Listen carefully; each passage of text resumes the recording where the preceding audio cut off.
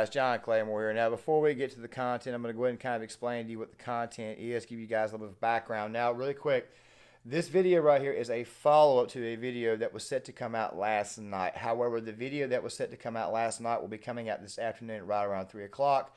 It's about an hour long. It's kind of a review and a bit of a reaction to the Tucker Carlson investigation. Not going to say the actual keywords within the first 30 seconds, or else YouTube will find a way to dox the video and make the video unfindable, or let's just say that you won't be able to find it in the search engine. Now, with that right there being said, like I said, this is just a follow-up. We're going to be looking at the rebuttal that came out last night from Carlson. We're going to be looking at the 2024 Senate map. That right there will be made apparent to you halfway through the first section of the video. The reason why is because it does hold weight on why it is that the DOJ is doing what they are doing.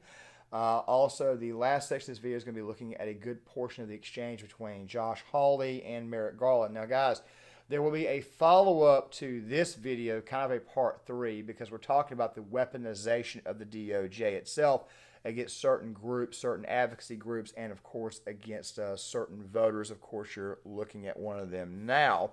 That really will be the third section of this video, but like I said, there will be a follow-up even to that there, because we're going to be looking at Cruz and Senator John Kennedy's exchange to try to get more background on what's going on, because me personally, I just think that Merrick Garland is a very, very weak person, and I think at some point in time, he's eventually going to squeal on the entire ordeal, and that whether we made apparent to you, or you will begin to see that in that section. With that there being said, guys, let's go ahead and look at in the video that I posted earlier today, which was Josh Hawley going at it with Merrick Garland. Now, there may be a third part, because I had forgotten that Ted Cruz had also done a session as well with Merrick Garland, as well as J.D. Vance. As a matter of fact, you see the Ted Cruz one right here, and there's another one with J.D. Vance, which, by the way, kind of helps clamp down on what the whole purpose of the whole insurrection narrative really and truly is. It's designed to humiliate and smear certain people of a certain voter base.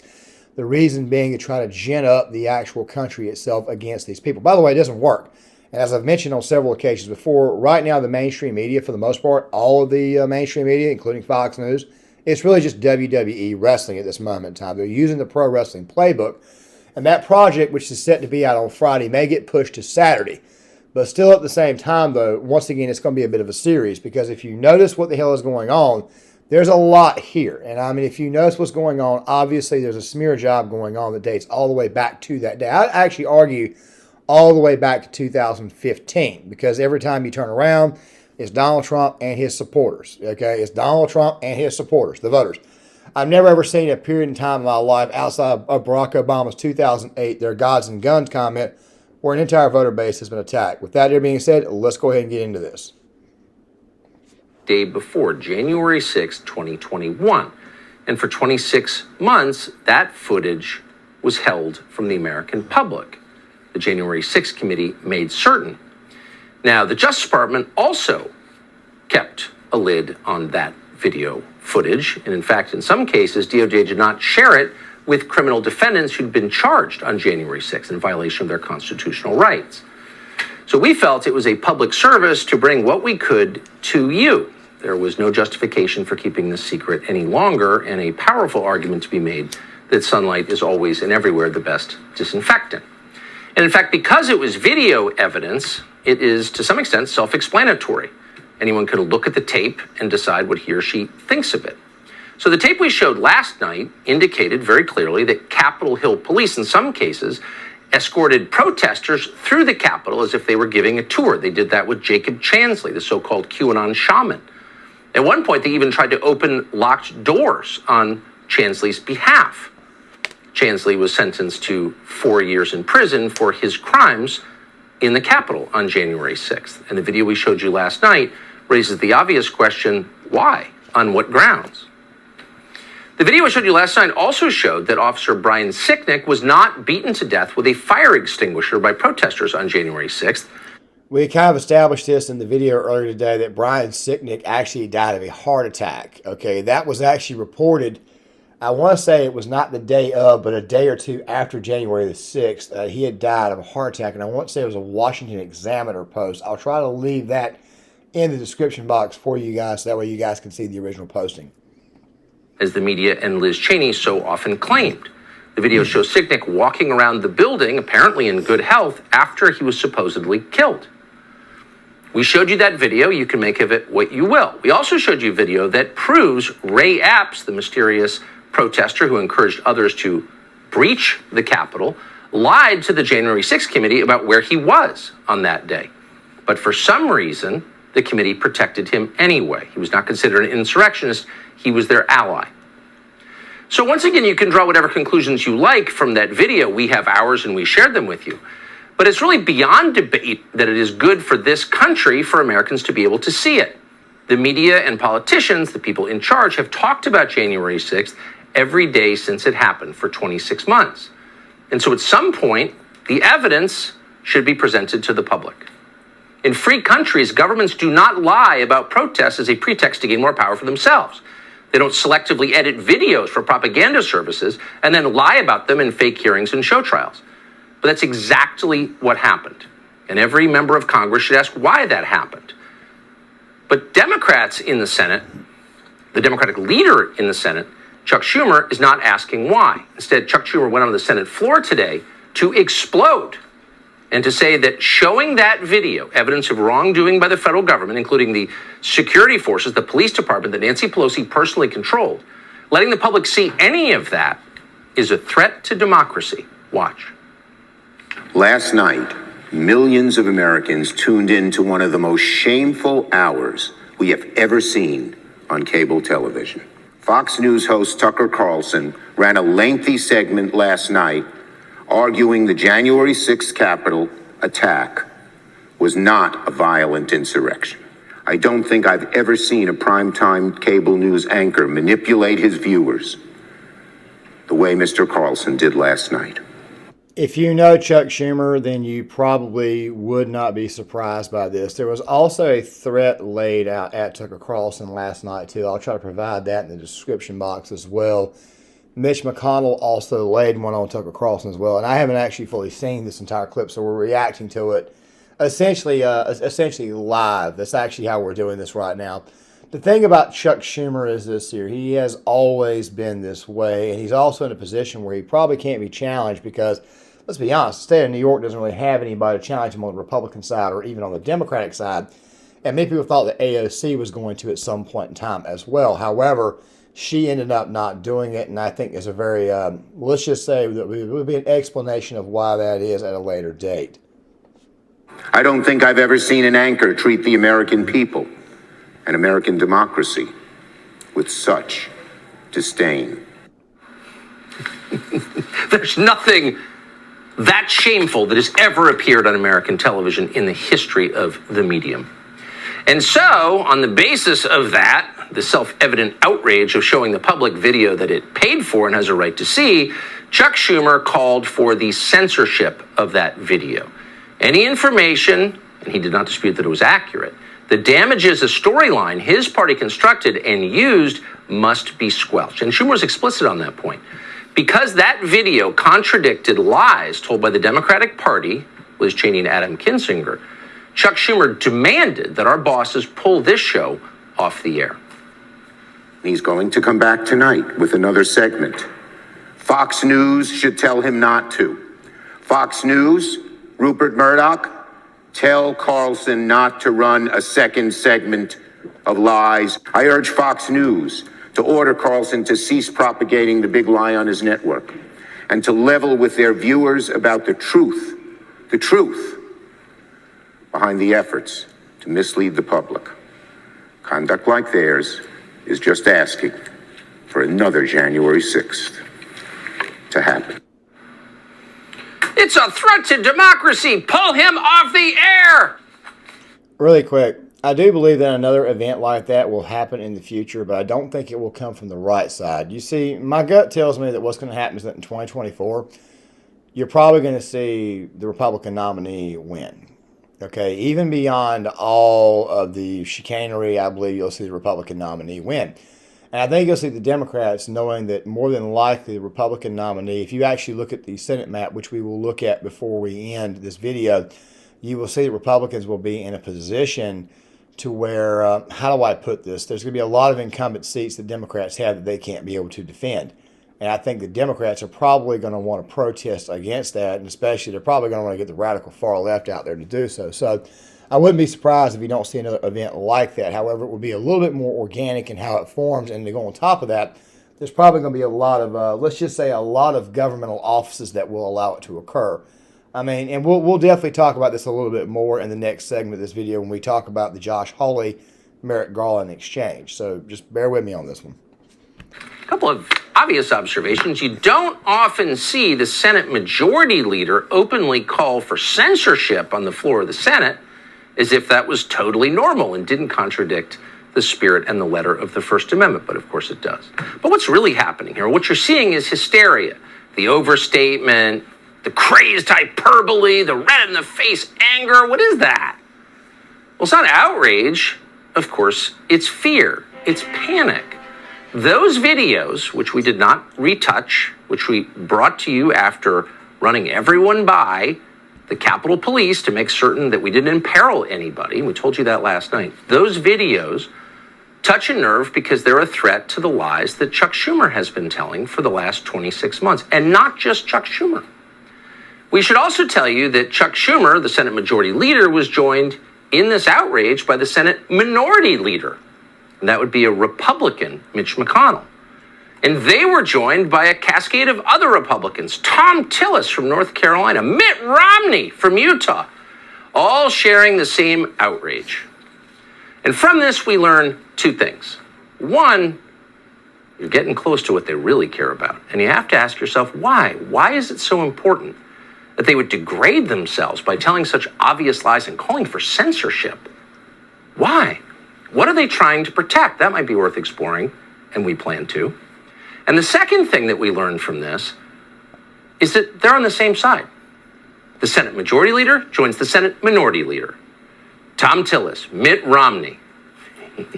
They're all on the same side. So it's actually not about left and right. It's not about Republican and Democrat. Here you have people with shared interests. The open borders people. The people like Mitch McConnell who are living in splendor on Chinese money. The true deep state. Now, guys, the deep state, for the most part, and I agree with Mr. Reagan, and I'll try to leave the video that he put in there. I think it was the plot against Trump video. I think that's what it was. And we'll be discussing this more in the video. I probably should have opened up with more like how we're going to talk about in this video, but I wanted to kind of give you guys a bit of more raw representation so that way we can all kind of react to it together if you didn't see it. The deep state, for the most part, is old politicians and people in power that have been there for a long time. Mitch McConnell's like in his 80s. Chuck Schumer is right there at the same age. I kind of wonder when are these guys going to retire?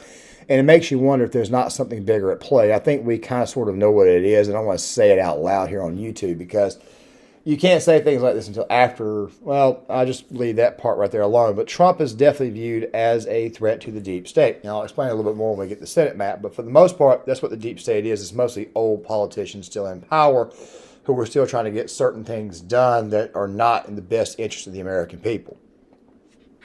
The people who, underneath it all, have everything in common are all aligned against everyone else. And that would include almost all news organizations in this country as well. And so if you're watching this film, it might be kind of interesting to keep a list. Because one thing we learned today is that they're all in agreement with each other. They kind of outed themselves. They sort of showed their membership cards and whatever club this is to the public. So keep a list. If you want to know who's actually aligned, despite the illusion of partisanship, we found out today. All right, now guys, with that right here being said, we're going to go ahead and go to the next section of the video, which is the Forbes breaking news. It is the discussion between Josh Hawley and Merrick Garland. And like I said before, we'll be following up at a later date with what happened between his exchange between him and Ted Cruz. And we're also going to look at the 2024 Senate map. We're going to be doing that, the Senate 2024 map, right here at the end of the video because there needs to be a broader explanation of why it is so many people are so hawkish on the idea of Trump 2024 rather than DeSantis. And I don't think I ever really properly explained that in my videos on this topic.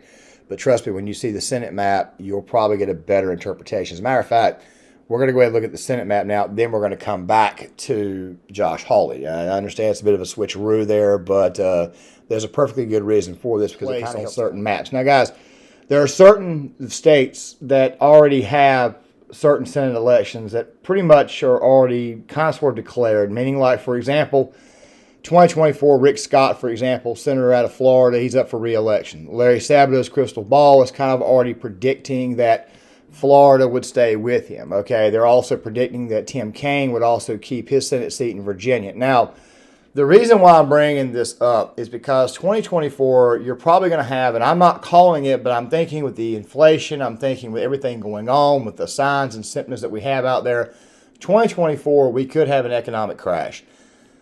The country is going to want somebody who's a leader. They're going to want somebody who actually was a leader when they were in office, at least most of the time that they were in office. And if you keep looking at the polling information, it kind of flips back and forth, but not at the rate you might would think. Trump looks like he's in a much, much stronger position to get the nomination.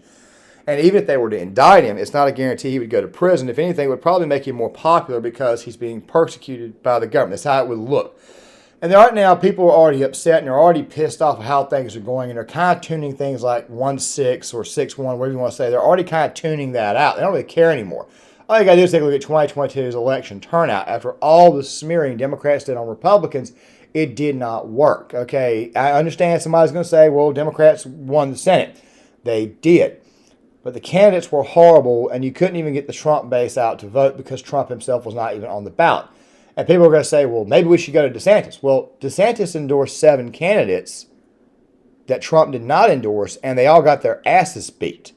Okay, so obviously not the strongest indication of anything there, except the fact that you're probably going to need the Donald to run one more time. Now, even if he was to lose the election, Republicans are still looking at having a pretty good night, regardless. State, local races, which, by the way, are the most important. You're looking at Congress probably adding some more seats based on the demographics of the country, based on where it's going.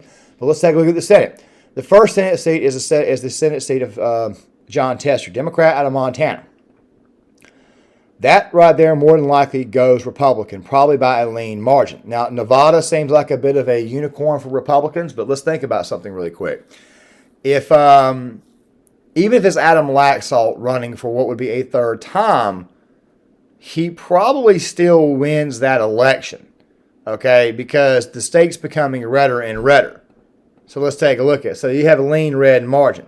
Kristen Sinema is the independent. We don't know if the Senate candidate's going to be Blake Masters or if it's going to be Carrie Lake. My personal opinion is I think it's going to be Carrie Lake, and I think that Kristen Sinema, who, by the way, the Democrats have announced that they will be running a candidate out there, would split the vote, and even with all the chicanery, more than likely this state goes back red, at least on the Senate level. And you probably add 1 or 2 more congressional seats. So let's take a look at this map right now. That's 53 to 46 at this moment in time, because remember, there's one independent, and it's Angus Young out of the state of Maine. New Mexico does not have a Senate seat up. Ted Cruz would more than likely run for re-election. He'll more than likely gain his seat back, which he'll be re-elected. However, there's another Senate seat that's up for grab. Amy Klobuchar, we don't even know if she's even going to be the nominee. But the state of Minnesota, she probably stays. I'm not going to call that state for the Republican. Wisconsin, on the other hand, Tammy Baldwin is the nominee. Now, Tammy Baldwin is not that strong of a candidate. However, if Wisconsin can run a solid candidate out there in what would be a bad economy year, it's very possible that her Senate seat, which, by the way, is a Senate seat they're going to desperately try to hold on to, but you saw the base go with Mandela Barnes, a much more far left, much more left-wing radical senator. He lost. He didn't lose by much, but I can promise you right now that if they try to primary Tammy Baldwin, then if she loses her primary seat, a lot of moderates just aren't going to vote. You go on top of that, you've got the possibility of her being the nominee. You've got the possibility of losing a big portion of that Madison base. But then again, though, she's also gay, so she could use that to her advantage to try to get the woke crowd. But I don't think it's going to be as strong because you're just going to turn more people off on the other end of the aisle. So you're looking at possibly 54 Senate seats. Many people are going to argue that the Michigan GOP is dead. However, I don't think that's the case, and it could be one of those situations where you could have a one-off. Let's just go ahead and imagine that Senate seat goes Republican. Let's take a look at Virginia really quick. Tim Kaine's in a strong position. However, the thing with Tim Kaine is this right here. What if Tim Kaine runs against a strong Republican, and what if he runs against a strong Republican, and what if you have another so-called one-off? Like I said, you're talking about Tester. You're talking about Jackie Rosen. You're talking about not defending Sinema, which, by the way, Sinema probably did them a favor. That's 3 Senate seats, not to mention the fact that you have an incumbency spot, presidency. It doesn't matter who the Democrat nominee is. It's still an incumbent seat. You still have to spend a lot of money to keep that. Well, can you afford to rely on Tim Kaine to keep his Senate seat? Now, what if Glenn Youngkin runs, or hell, even Winsome Sears, and they narrowly pull it out? It's 56. Pennsylvania, Bob Casey. What if Bob Casey, by some odd chance, especially given the fact that John Fetterman's in the situation he's in, and the people of Pennsylvania are probably starting to regret that vote because he's basically a dead man in office right now, a dead man walking, if you want to be technical about it. What if this Senate seat flips? What if you put Sean Parnell up there? What if you put Lou Barletta up there? What if you end up with this? What if you end up with 57 Republican seats? Okay, what if you end up with this? And by the way, we're not done. There's one more Senate seat. Ohio is getting redder and redder and redder. And I had somebody get on me a while back, some guy called Reaganite on Twitter, just a freaking not a very smart guy. He was saying that Sherrod Brown was the strongest out of all these senators. No, he's probably the weakest out of all these senators based upon the state that he's in. Now, I want you to think about something really quick. That's 58 Republican Senate seats. Now, what if the economy really gets bad? By the way, nobody's rooting for this. I'm just simply saying, what if the economy really gets bad? Well, with an independent in the state of Maine, Democrats could choose to run a progressive. That could split the vote. Next thing you know, you're looking at 59 Republican senators. Now, I'm not saying this is going to happen. I'm not saying it's going to happen, so please don't quote me. What I'm saying to you is that it could be a very, very bad night for Democrats. Now, here's the thing that the deep state does not want. Chuck Schumer, more than likely, if Donald Trump was to get into office a second term, a non-consecutive term, he probably wouldn't stay in office beyond 2028.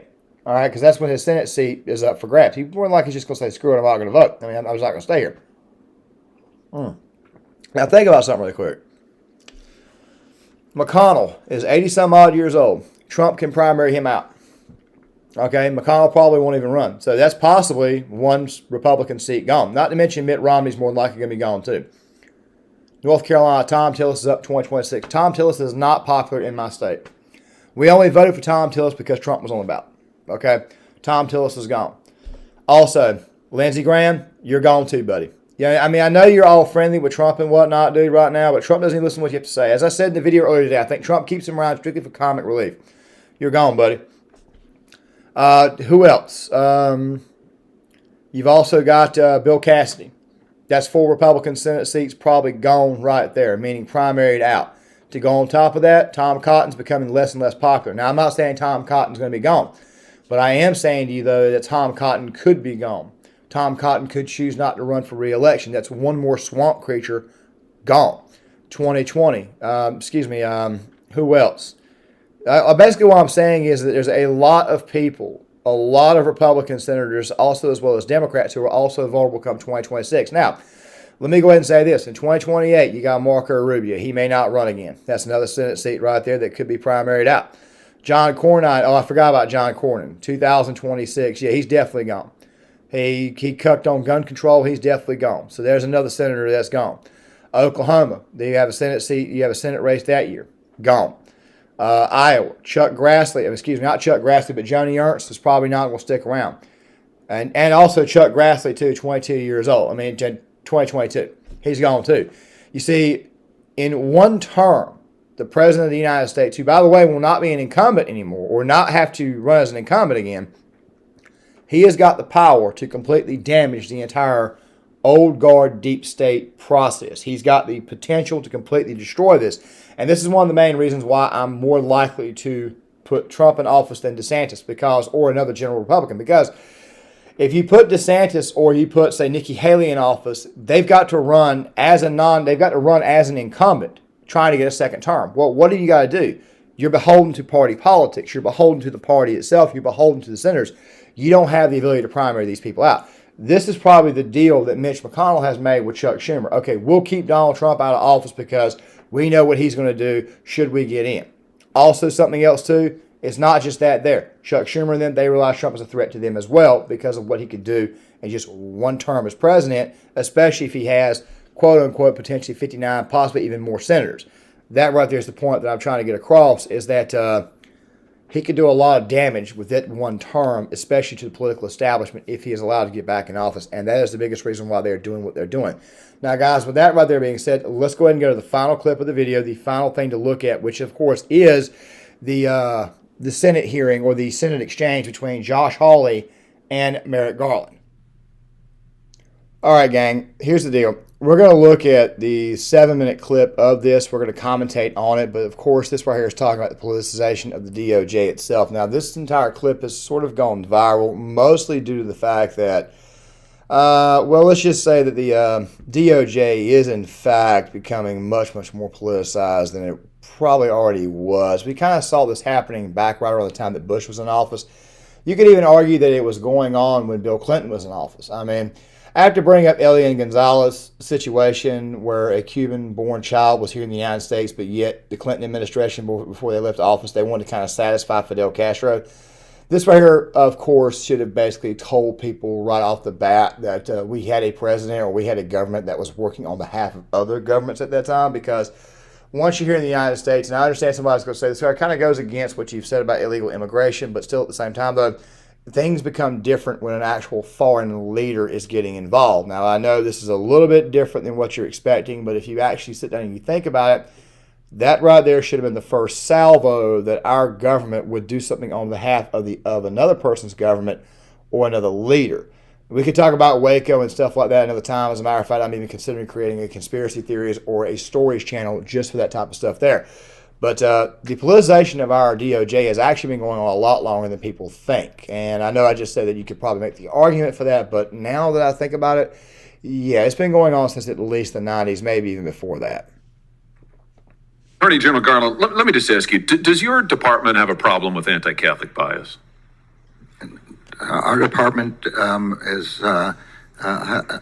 protects all religions and all ideologies. It does not have any bias against any religion of any kind. Well, you could have surprised me, because given the resources that you are expending and the apparently intelligence assets that you are deploying against Catholics, it appears, and other people of faith, while simultaneously turning a blind eye while people are executed gang style in the streets of our cities, including in my home state, your answer frankly surprises me. Let's talk about the Mark Houck case, for example. You've been asked about this already today, and frankly, your answers really astound me. This is a case where a Catholic pro-life demonstrator, father, was accused of disorderly conduct in front of an abortion center. The local prosecutor, the Philadelphia district attorney, who is a Democrat, a liberal, very progressive, declined to prosecute. There was a private suit that got dismissed. And then after all of that, your Justice Department sent between 20 and 30 armed agents in the early morning hours to the Houck's private residence to arrest this guy after he had offered to turn himself in voluntarily. Here's the photo. Once again, you can see the long guns. You can see the ballistic shields. You can see that they're wearing bulletproof vests. Why did the Justice Department do this? Why did you send 20 to 30 SWAT-style agents and a SWAT-style team to this guy's house when everybody else had declined to prosecute and he'd offered to turn himself in? Determinations of how to make arrests under arrest warrants are made based by the tactical operators in the district. They are not. But you surely looked into it by this point, right? You know the answer, surely. All I know is what the FBI has said, which is that they made decisions on the ground as to what was safest and easiest. So you do not agree with your description of what happened. Really quick, let me say this. I don't like to stereotype people. However, as a man, you can kind of tell if somebody else is how easily pushed they are. You can see exactly how weak they may be or how much they do or do not know.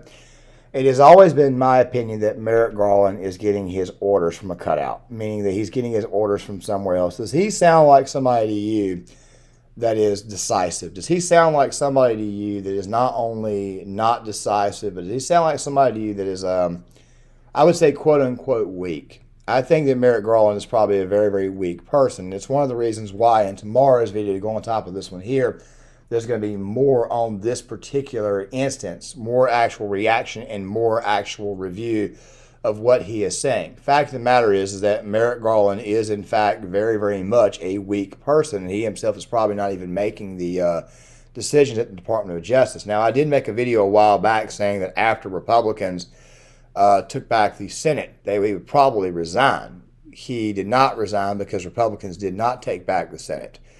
But I felt that he probably would, to avoid conversations like this. However, the conversations are still happening. You don't agree with my description. I'm pointing out what the photo is. There are agents here who have long guns and ballistic shields. Let's take a look at the hardened criminals that your Justice Department sent these armed agents to go terrorize on that morning. Here they are. Here they are at Mass.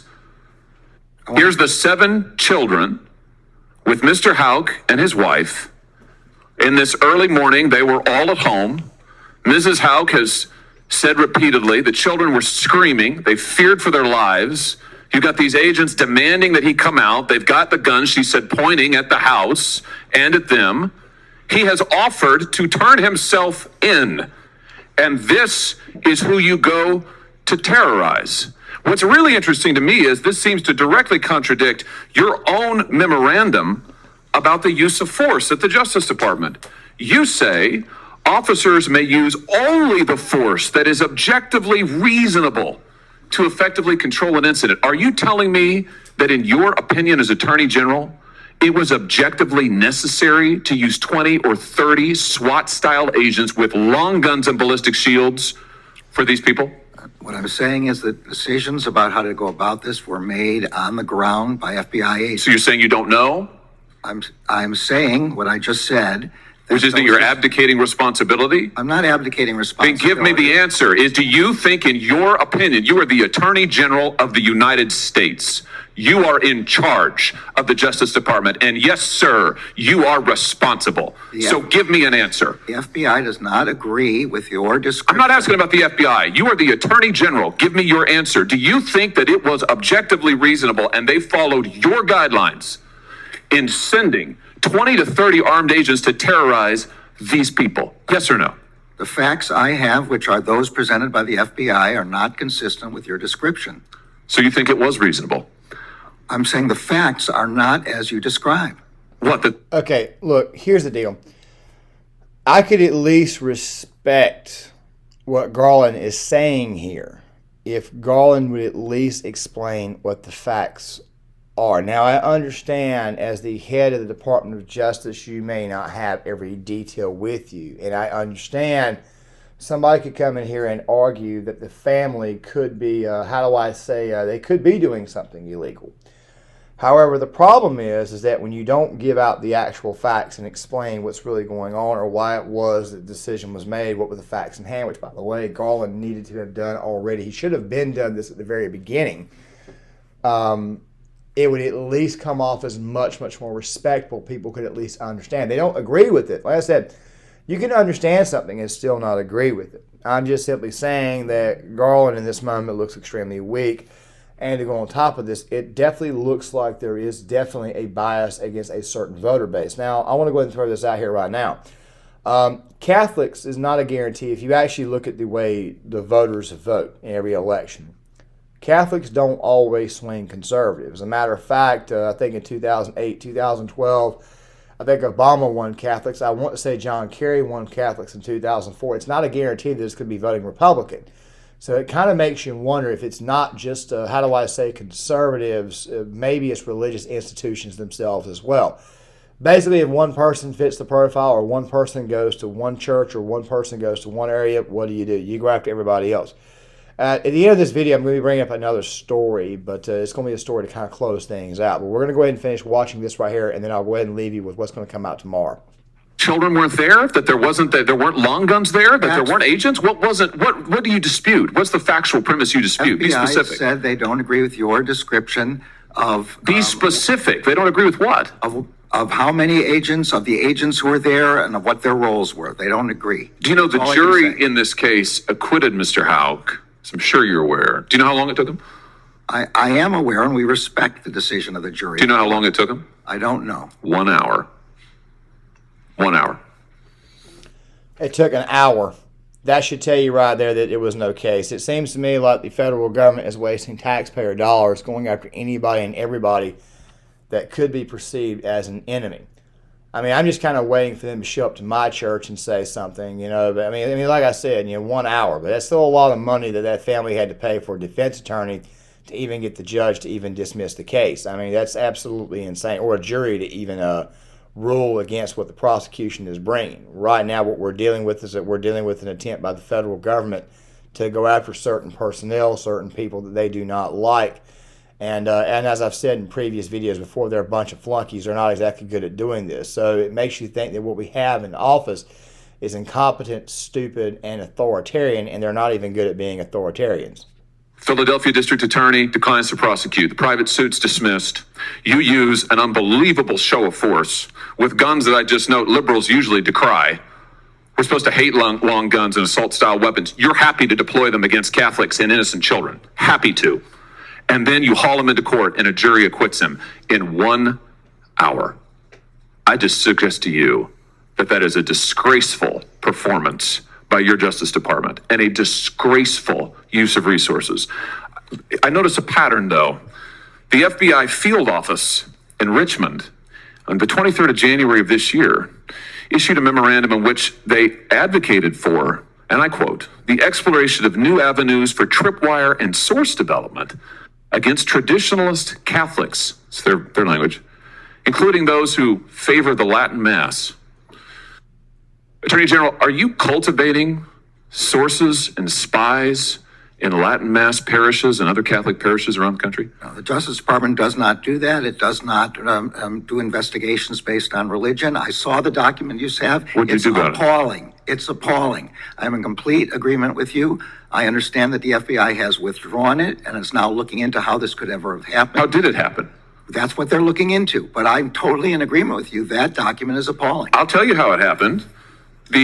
This memorandum, which is supposed to be intelligent, cites extensively the Southern Poverty Law Center, which goes on to identify all of these different Catholics as being part of hate groups. Is this how the FBI, under your direction and leadership, is this how they do their intelligence work? They look at left-wing advocacy groups to target Catholics? Is this what's going on? I mean, clearly it is. How is this happening? The FBI is not targeting Catholics, and as I've said, this is an inappropriate memorandum, and it doesn't reflect the methods that the FBI is supposed to be using. It should not be relying on any single organization without doing its own work. Let me just ask you, as my time expires here, a very direct question. How many informants do you have in Catholic churches across America?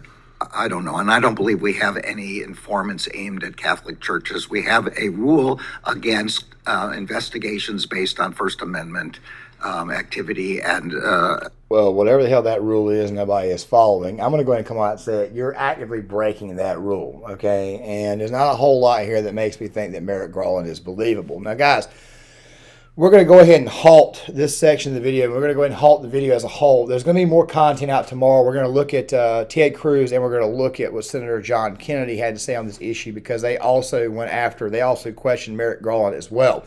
Obviously, we're doing this for the purpose of time, but this is a bit of a series that's going on here, reviewing 1-6 Part 1 and now reviewing 1-6 Part 2. Now, guys, before we close this video out, I want to give you one very, very quick story. Now, I said earlier that you could go back as far as Elian Gonzalez to see that the DOJ had an interest. And like I said, I know it contradicts a lot of what I've said about illegal immigration, but I've never really truly given you guys my full, actual, honest-to-God manifesto on that. I understand what you're saying, but in the case of Elian Gonzalez, Fidel Castro is the one who wanted that kid back. Okay, Fidel Castro, you don't ever, under any circumstances, do what the hell he wishes. Okay, I don't care. It's completely un-American. All right, but let's go back to another instance in American history. And there are a lot of them where the government has overreached. You could talk about Waco. You could talk about all other type of incidents, riots, the failure to prosecute Antifa or members of Antifa, and they just got into it again down in Georgia. The thing is this right here. We had another incident in American history. It was the Ruby Ridge incident. That family recently won their court case against the FBI. The FBI had been out there for months on that guy's property, on that guy's land, surveilling his property until the thing fully went hot. First of all, the FBI should not be on anybody's property without somebody knowing that they're on their property. They were sneaking around on that property wearing ghillie suits and stuff, and it just so happened to be that that gentleman's son caught them. He fired at what he perceived to be an intruder. The guy got killed. They fired back, killed his son. Next thing you know, a scrum occurs. They get up to the guy's house. The guy's wife comes to the door while holding their infant child, and the FBI takes a shot at him. Okay, kills her. He's barricaded in his house for a said period of time, and next thing you know, you've got people out there saying you guys were wrong for investigating. Now, I know you're thinking, if you're familiar with Ruby Ridge, well, they were investigating them for potential white supremacy because a bunch of neo-Nazis had been in that area of the country preaching their ideology.